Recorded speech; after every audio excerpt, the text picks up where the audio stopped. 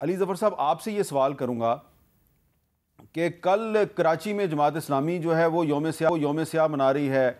कल हैदराबाद में जीडीए और जेयूआई का मुज़ाहरा हो रहा है और कल ही बलूचिस्तान में भी मुख्तलिफ़ पार्टियाँ जो हैं वो मुज़ाहरा कर रही हैं। लेकिन आपकी पार्टी ने ऐलान किया कि हम हफ्ते को यानी परसों मुज़ाहरा करेंगे। तो क्या इसका मतलब ये नहीं है कि धांधली के ख़िलाफ़ जो जमातें शोर मचा रही हैं उनकी आपस में कोऑर्डिनेशन नहीं है? जी देखें, ये कोऑर्डिनेशन हामिद मीर साहब डेवलप हो जाएगी आहिस्ता आहिस्ता, क्योंकि एक तरह से ये एक दिन की प्रोटेस्ट नहीं होगी, ये कंटिन्यूस प्रोटेस्ट का इरादा है। और ये भी हमें आज मेरी मुलाकात हुई थी इमरान खान साहब से और उन्होंने ये कहा है कि जितनी भी जमातें प्रोटेस्ट करना चाहती हैं या जितनी भी पार्टीज़ जो हैं वो इस धांधली के ख़िलाफ़ उठना चाहती हैं और मुज़ाहरे करना चाहती हैं, आप उनके साथ रब्ता करें। और उस रब्ते के लिए एक कमेटी भी फॉर्म हो गई है।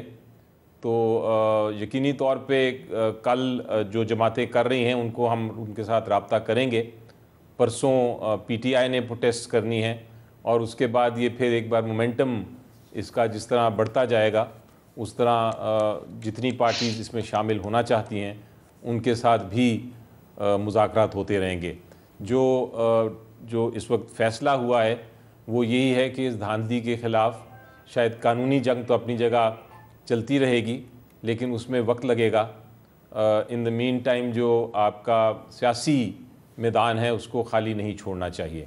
अच्छा। और अगर बाकी पार्टीज़ ने फ़ैसला किया है कि हम इसका मुकाबला करेंगे पॉलिटिकल फ्रंट पे भी, सियासी मैदान में भी, तो पीटीआई उसके पीछे नहीं रहेगी। अच्छा, नदीम अफजल चंद साहब, पीपल्स पार्टी की तरफ से भी इल्ज़ाम लगाया जा रहा है कि धांधली हुई है। बल्कि आज तो शाजिया मरी साहबा ने एक तवील चार्जशीट लगाई है उनके साथ।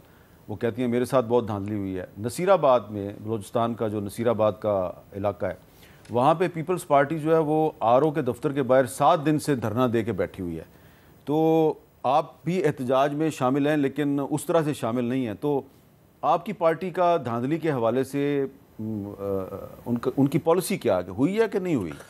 देखिए जी, धांधली तो बिल्कुल हुई है। कराची में भी हुई है और पंजाब में भी हुई है, बलूचिस्तान में भी चंद सीटों पे हुई है, केपीके में भी हुई है।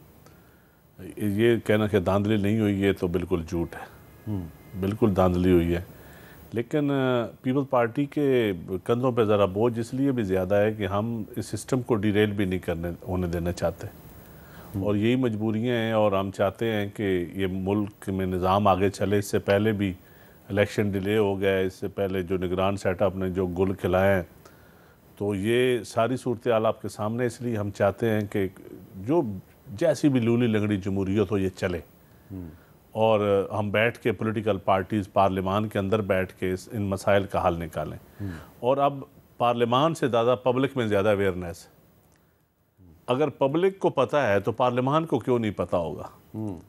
तो पब्लिक देख रही होगी कि मेरे ऊपर जो ज़्यादतियाँ, जो जुल्म हुई हैं या उमंगें उनकी या जो मसाइल हैं, क्या पार्लियामान वो चीज़ें हल करता है? अगर तो पार्लियामान उन चीज़ों को हल करेगा तो रेलेवेंट रहेगा, वरना पाकिस्तान तब्दील हो चुका है, ये हकीकत है। सियासत भी तब्दील हो चुकी है और जो रवायती तरीके से हम सियासत करते हैं ना, पुरानी सियासत, वो बिल्कुल दफन हो चुकी है।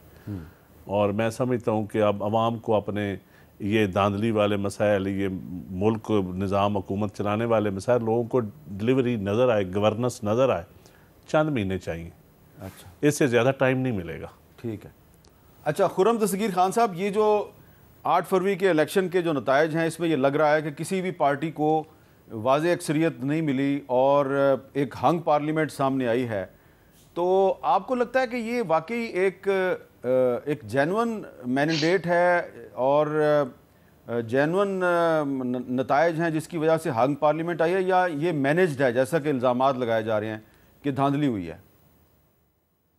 लेकिन हम इससे पहले कि इस पर बात करें, एक बुनियादी जो हकीकत है वो सामने आनी चाहिए। ये नहीं हो सकता कि एक जमात एक सूबे में कामयाब हुई, लिहाजा उस इलेक्शन, वो वहां इलेक्शन जो है वो फ्री एंड फेयर था, मुनसिफाना था, और बाकी जगह पे मुनसिफाना नहीं था। तो अगर तो इलेक्शन मुनसिफाना था तो फिर चारों सूबों में था, फिर सबका हमें मैंडेट कबूल, और अगर मुनसिफाना नहीं था तो हर जगह था। लिहाजा ये क्लेम करना पाकिस्तान पीपल्स पार्टी का कि जी सिंध में ठीक था, पंजाब में ठीक नहीं था, ये भी, और मैं ये कहूंगा जी पंजाब में ठीक था इसलिए कि पंजाब असेंबली में सबसे ज्यादा नशिस्तें मुस्लिम लीग नून की आई हैं, तो लिहाजा पंजाब ठीक था, बाकी सब खराब था। तो लिहाजा ये क्लियर होना चाहिए कि इलेक्शन जो है उसके ऊपर आप टुकड़ों में बांट कर जजमेंट नहीं दे सकते, नंबर वन। दूसरा ये है कि इस इलेक्शन में जो इशू सारे सामने आ रहे हैं उसकी वजह से तहफुजात जरूर है, और ये मामलात इलेक्शन कमीशन को जल्द या बदेर हल करने पड़ेंगे, क्योंकि ये जो स्प्लिट मैंडेट है इसमें दो बातें अहम है। एक तो ये है कि जो भी आने वाली हुकूमत होगी उसकी सरबराही कोई भी करे, उनके सामने बहुत मुश्किल चैलेंज है माशी इस्तेहकाम का, खारजा पॉलिसी का, वफाकियत का, जो कि इस स्प्लिट मैंडेट की वजह से बहुत मुश्किल हो जाएगा। दूसरा इशू ये है कि एक जो साबिक हुक्मरान जमात है उसको जो वोट पड़ा है वो फिर कहीं ना कहीं 9 मई की तौसीक भी कर रहा है।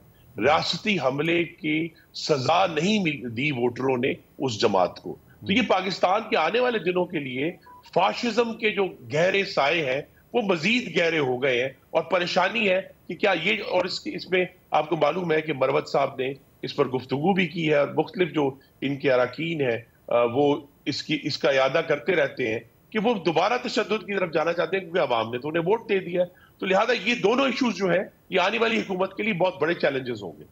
अच्छा अली ज़फ़र साहब, अब सवाल ये पैदा होता है कि हुकूमत कोई भी बनाए, मुस्लिम लीग नून बनाए या आप बनाए, क्या वो हुकूमत जो है वो देर पा साबित होगी? क्या वो हुकूमत पाकिस्तान में स्टेबिलिटी ला सकेगी? क्योंकि किसी के पास भी अभी तक सिंपल मेजॉरिटी नहीं है। जी देखिए, मेरी नज़र में तो जो इस वक्त फिगर्स हैं आपके सामने, जिस तरह मैनेज किए गए हैं, मुख्तलिफ़ पार्टीज़ का एक किसी की भी एब्सोल्यूट मेजॉरिटी नहीं, और एक कोलिशन गवर्नमेंट की तरफ जा रहे हैं, या एक सपोर्ट मुख्तलिफ़ पार्टीज़ की लेके हुकूमत बनाई जा रही है।